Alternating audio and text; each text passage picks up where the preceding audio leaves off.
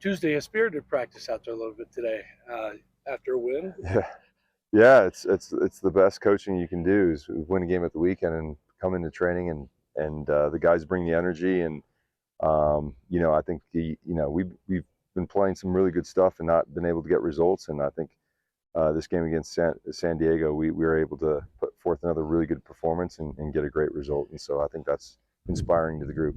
After the game, you talked about Diego being the guy, and that first goal kind of is the whole vision of what you said: defense, turn the offense, creative. I mean, he's kind of taking his game to the next level this season. He is. It's been a long journey for him. The first 6 months he was here, he wasn't getting a lot of reps, and I was just saying that the most important part of our defending is the guys up front, and when they commit to the defending, we'll win balls higher up the field, and you guys will score goals. And so I think that play has been years in the making, but I think what Diego's been able to do year over year has been really dig deep and continue to reinvent himself. He came here as a really technical player. Now he's a very much a cerebral player with a lot of bite, and these players are rare, especially when you have the type of quality that Diego has. So I couldn't be more proud of his growth and his commitment to his craft, and the sky's the ceiling for him. So you've been preaching the guys need to get further up the field, and there need to be more guys. So when Sandy Junqua scores that goal, is that the thing that you play back to the team and like, this is what we're talking about, guys? It's different games have different vibes, but the truth is when we're having a tough time scoring goals, the more numbers that you get in the box, the better chances are of deflections, of rebounds, and not everything has to be a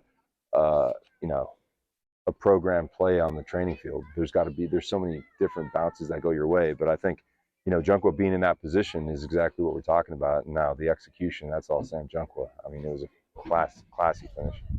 So the camera was on you when you were walking off at halftime. We could read the lips. You were clearly, not in a good place.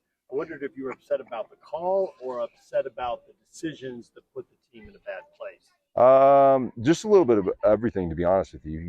I think, we've lost a couple games back to back, and for me, fear it just didn't exist for me on the soccer field. That was the one place where it just doesn't even it shouldn't exist on the soccer field.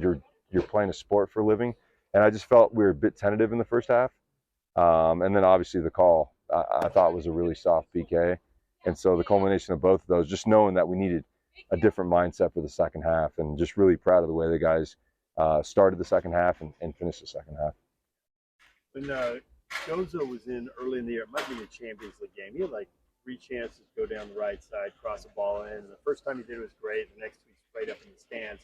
I couldn't help but notice just a few months later, and maybe you've seen this all along in training, but he had 3 chances sending a ball against San Diego. I thought they were all like really good balls in, really dangerous and spot on. Have you seen that kind of growth, or is that some kind of breakthrough? No. Gozo's been working his tail off to put himself in a position to play for this group, and we give out the belt every day after training, and he's won probably 4 of the last 10 belts, and to me, and a few of those are selected by his teammates. So he's making great strides on both sides of the ball. Defensively, he just wasn't up to speed for quite some time, and now he's turning into a Luna where he's just making plays defensively as well. So on both sides of the ball, Gozo's doing a really, really good job for us. He seems like he's a really good teammate too, because I think maybe his most important role last week was he was Luna's number 1 hype man on both of his goals, running over and shouting and screaming. Kind of thing. I think the youthfulness of Gozo is fantastic, and I think that's what makes him really unique. An absolute team guy that wants the team to win, and I don't think there's a happier person in the locker room after the game than Gozo. Finishing the game, playing all 90 minutes, putting a great performance, and seeing his teammates be successful. So, Gozo's been fantastic. Veteran locker room piece in Johnny Russell. How huge is that to have for you guys now? It's amazing. Again, it feels a lot like when Chicho first came to the group, where he hasn't even contributed on the field yet, but his presence is palpable. And I think, just again, reading Steve Jobs' book, where he says A players love playing with A players, and he just brings up the level just by his presence. And so really looking forward to getting him on the field. His physical metrics have been beyond what we expected. So there's a great chance he's going to contribute to this game at the weekend.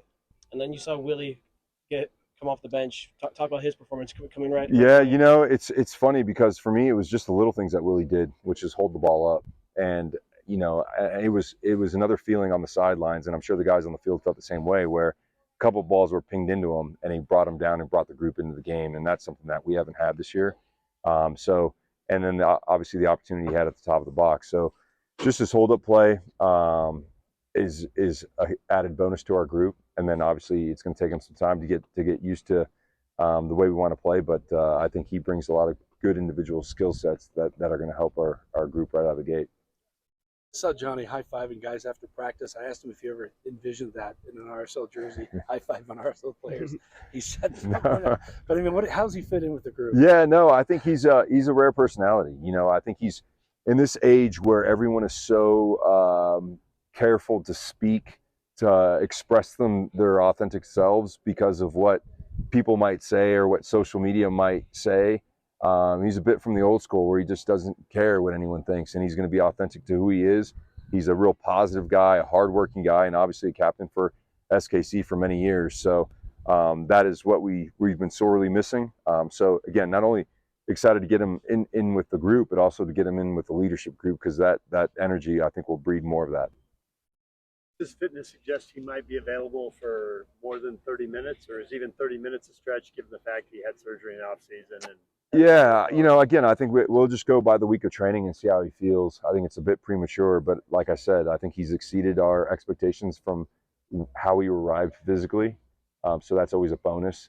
And then again, I think for me, from my chair, it's just really important to put these guys in a position to be successful out of the gates. It's obviously we need them now, but the understanding as well that he hasn't had team training in 5 or 6 months, and tomorrow's our big day, so we're going to really open up the legs and get after it. And there's no telling how he's going to feel after that. So we'll take everything into consideration, but really pleased by the way he's presented himself, both physically, and then technically, and then obviously from a leadership perspective as well. Just have no doubts about his leadership or his left foot. It's just a question of the fitness. Yes.